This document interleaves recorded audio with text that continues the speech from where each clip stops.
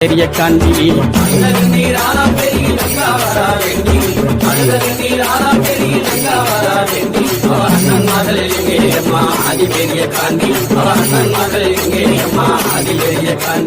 பலநாட்டில் வாழ்ந்த மக அருக்காணியால் ரங்கம், பலநாட்டில் வாழ்ந்த மக அருக்காணியால் ரங்கம். அந்த தெய்வமாக பெருங்குடிக்கே நேர்ந்ததம்மா வங்கம், அந்த தெய்வமாக பெருங்குடிக்கே நேர்ந்ததம்மா வங்கம்.